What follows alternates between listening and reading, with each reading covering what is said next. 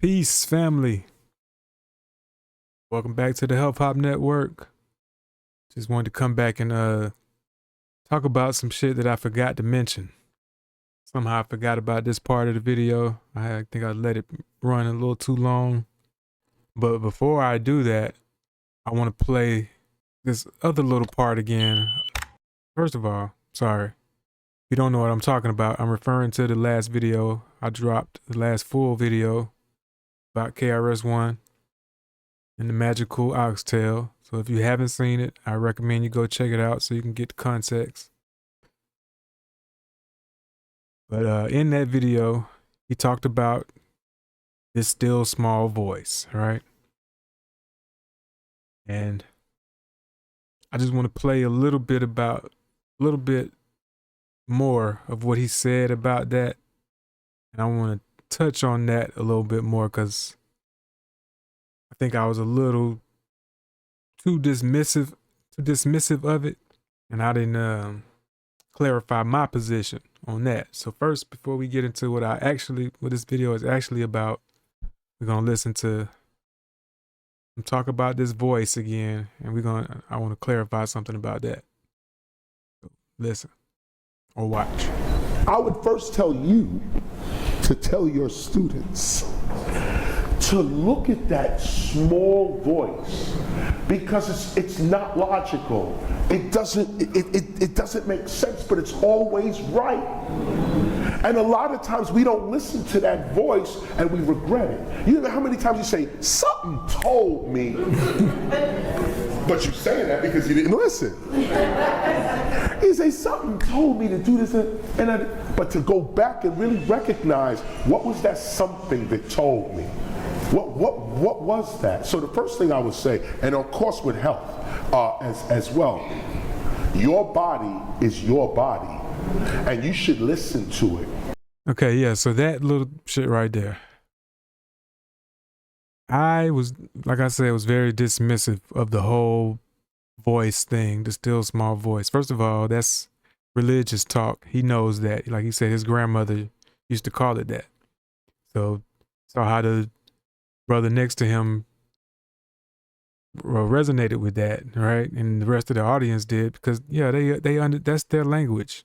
He's speaking a very spooked out religious type talk. But I know that ain't what he necessarily means by it, right? He's just speaking their language. And I understand what he's talking about. Your inner voice, knowing thyself, right? And listening to yourself. Like I wasn't trying to act as if that's not a real thing, right? Or that's something you should not do or not consider, right? That's perfectly fine when we're talking about matters of spirituality, right? Not necessarily when we're talking about matters of health. Like he said, it's not logical. That voice is not logical, right? Like that's valid. That's something, right? It's something to consider, right? Like you hear a voice, you follow it, you listen to it, and then something apparently happens, right? Something seems to happen as a result of that. So that's something, right? It's just not enough, right, to come to the conclusion that he came to. So yeah, it's good not to have doubt. It's good to listen to yourself, but it's also good to check yourself. So I just want to make sure that was made that clear, that I wasn't just trying to say that meant nothing, right? That was just a meaningless experience. I just don't agree that it means what he thought it meant, right? Like just because it's something doesn't mean that it's what you think it is, right? So hopefully I cleared that up. I don't even know if I'm gonna put this in here, but let's get to the part that I really wanted to talk about. Bacon, listen, well, your body is your body, and you should listen to it. My mother-in-law is 82 years old. Every day I knew her, she had bacon and eggs in the morning. And I mean that greasy bacon, that thick bacon in the morning, okay? Vegetarian over here, bacon in the pan, okay? 81. 81. 84. 84, right, 84, Simone's mother. First of all, 81, 84, Simone's mother. Like, that's only a few years over the life expectancy. So it's not like y'all, they're not 94 or 104 or 101. So off the rip, this is not that impressive, right? Okay, they ate bacon and lived to be relatively healthy in the early 80s, right? We don't know what condition neither one of these women are in, right? What size they are. They alive. It's really all he's saying, right? We don't know if they on any medication, if they got any health issues or problems. He's not going to tell you that. But I just wanted to make sure we were aware that 81 and 84 is, I mean, you know, that's great. But need more information than just their age and the fact that they're alive to say that therefore the way they ate was healthy for them, because it seems like that's the conclusion he's trying to draw here. 84, okay, kicking, moving, excellent artist. She's scarfing down the bacon every time she can get a chance. Kicking, moving, excellent artist. You would have think he was going to say she was a fucking top athlete or something, right? Excellent artist. The fuck does that mean? Okay, she can still draw at 81.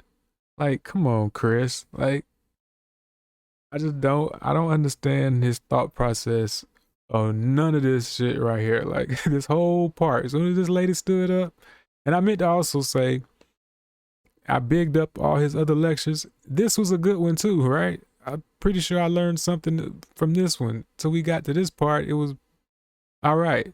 Like I said, besides the political stuff that we're going to get into later. But this was a great sit down. So I don't want nobody to think I'm shitting on this shit here. You should still go and watch this, all right? But yeah, his thought process is just baffling to me right here.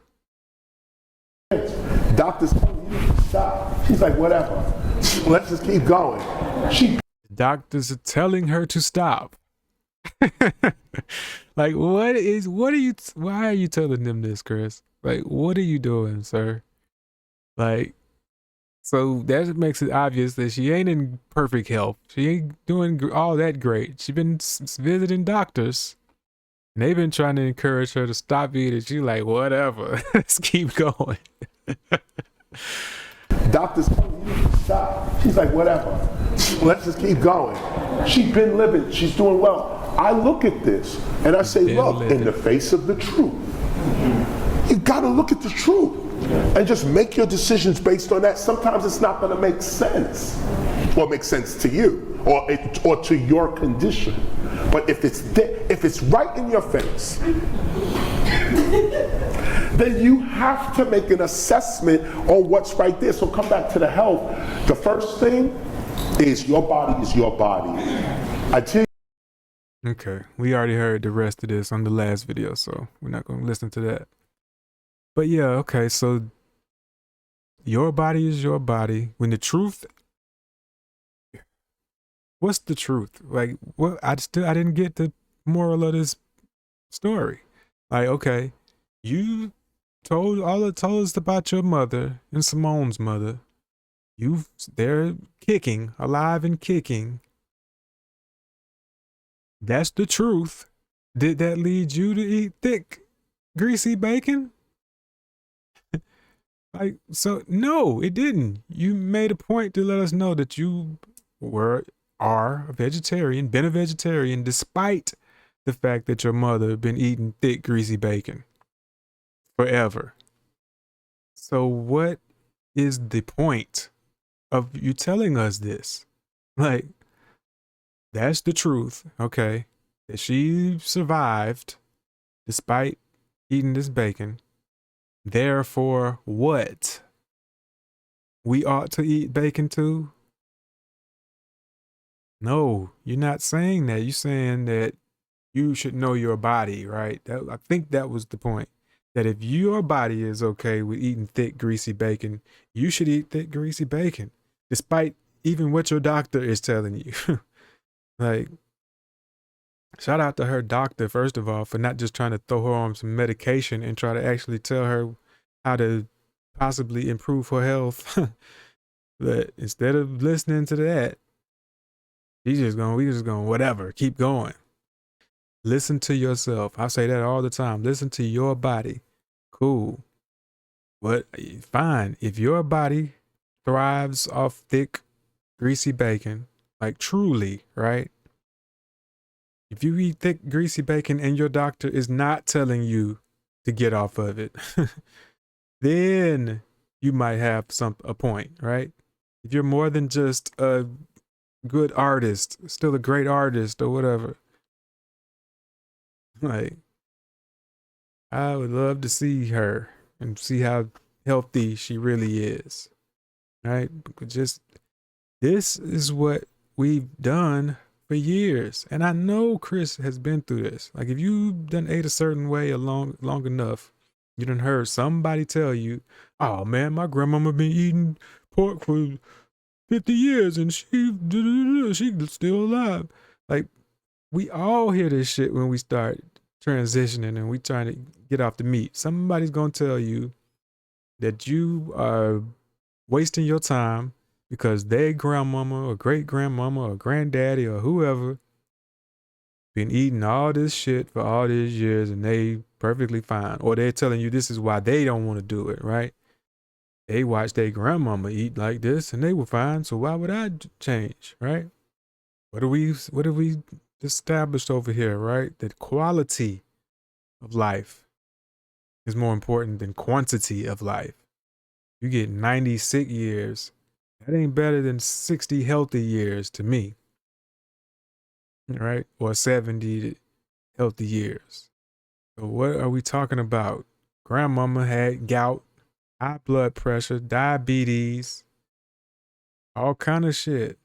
Barely walk, could barely breathe. And if your grandmother was somehow healthy despite eating fucking whatever they ate, your mother or grandmother, as he's talking about, I don't even doubt that. If we comparing these people who before McDonald's, they don't eat McDonald's and Kool-Aid. They wasn't living off fucking Capri Sun and now laters, right? That ain't the shit they grew up on. Even the meat was different. Yeah, so you was going to the butcher, getting you some real bacon off a real hog. So I would expect you to live longer than the people who came after you who eating fucking hormones and whatever the fuck else, chemicals, antibiotics and steroids or whatever, you know.